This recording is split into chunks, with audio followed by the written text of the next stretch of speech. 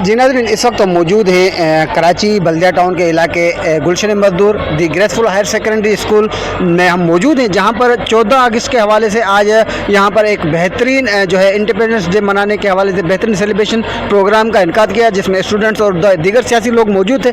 इस वक्त जो है दी ग्रेसफुल हायर सेकेंडरी स्कूल के प्रिंसिपल सर सलीम हमारे दरमियान मौजूद हैं, तो इस हवाले से हम आज इनसे बात करेंगे। सर अस्सलाम वालेकुम। वालेकुम अस्सलाम। एक बेहतरीन शानदार प्रोग्राम इनकाद किया गया, जिसमें सियासी और समाजी और दीगर और स्टूडेंट्स वगैरह भी मौजूद थे, क्या कहेंगे?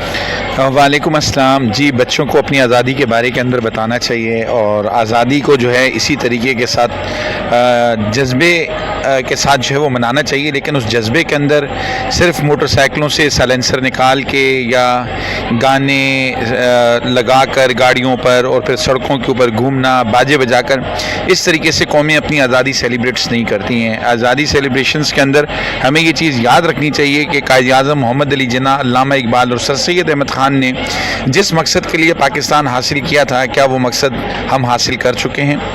लेकिन अफसोस के साथ हम वो मकसद हासिल नहीं कर सके कि हमने अंग्रेज़ों से ग़ुलामी तो यानी कि आज़ादी तो हासिल कर ली, लेकिन आज भी अगर हम देखें तो हम बहुत सारी चीज़ें हमारे अंदर तकरीबन 90% जो है वो अंग्रेज़ों वाली जो है वो पाई जाती हैं। तो हम फ़िज़िकली तौर के ऊपर जो है वो आज़ाद हो गए हैं, लेकिन ज़हनी तौर के ऊपर हम अभी तक जो है वो ग़ुलाम हैं। तो आज इस प्रोग्राम को करने का मकसद, और जो आपने पीछे स्क्रीन देखी होगी, उस स्क्रीन के ऊपर हमने अपने ग्रेट हीरोज़ को जो है यानी कि रखा है। आपका कायद आज़म मोहतरमा फ़ातिमा जिन्ना, लियाकत अली ख़ान, बच्चे इनको पहचानें, क्योंकि आज आप अगर देखें सड़कों के ऊपर, गलियों के ऊपर जितने भी बैनर्स लगे हुए हैं, उनमें इन ग्रेट हीरोज़ की कहीं पे भी तस्वीरें आपको नज़र नहीं आएंगी। आहिस्ता आहिस्ता ये बच्चे भूलते जा रहे हैं। आप किसी बच्चे से सवाल पूछें कि आपका बानी कौन है, तो उसको ये नहीं पता। आप उससे पूछें कि जी ख्वाब किसने देखा था, पाकिस्तान का नाम किसने तजवीज़ किया था। तो ये बेसिक चीज़ें, ये बुनियादी चीज़ें जो हमें अपने बच्चों को अवेयर करनी होती हैं। तो उसी मकसद के तहत ये प्रोग्राम हमने ऑर्गेनाइज़ किया था, और फिर कुछ हमारे हाई अचीवर्स बच्चे थे जिन्होंने आगा खान बोर्ड और कराची बोर्ड से अच्छी अचीवमेंट्स ली थी, उनको हमने जो है वो अप्रिशिएट किया। अच्छा, MP आसिफ मूसा पाकिस्तान पीपल्स पार्टी के वो भी मौजूद थे, उन्होंने स्पीच की, और स्पीच में उन्होंने खुद कहा कि मैं खुद ग्रेसफुल हायर सेकेंडरी स्कूल में पढ़ चुका हूँ, इसका स्टूडेंट रह चुका हूँ, और आपके इस इदारे की बड़ी तारीफ़ की, क्या कहेंगे?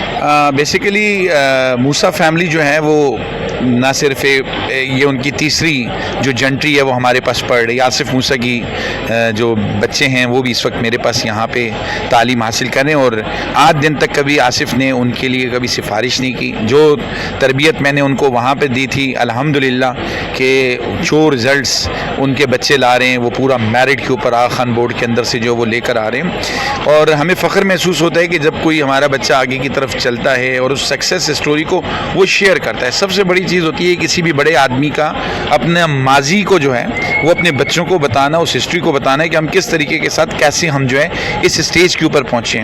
तो मैं फ़ख्र महसूस करता हूँ हमेशा कि जब आसिफ MPA बना तब भी मुझे फ़ख्र है, और अब जो इलाके के लिए स्टेडियम और यूथ का लिए जो काम कर रहा है और जिस तरीके से, और उसकी यानी उसने अपनी टारगेट्स को हाई अचीव रखा हुआ है, उसने अपने आप को रोका नहीं हुआ कि वो ऐसी प्लानिंग कर रहा है कि जो लॉन्ग टर्म प्लानिंग्स हैं वो शॉर्ट टर्म प्लानिंग्स के ऊपर नहीं है। और यही जो मेरी भी यही होता है कि हम शॉर्ट टर्म पॉलिसीज़ के ऊपर नहीं चलते कि हम बच्चे को 9वीं 10वीं में नकल करा के और उसको ग्रेड दिला के हम कामयाबी हासिल करें और उसके बाद फिर हम चंद टकों की खातिर कुछ एडमिशन्स गेन कर लें।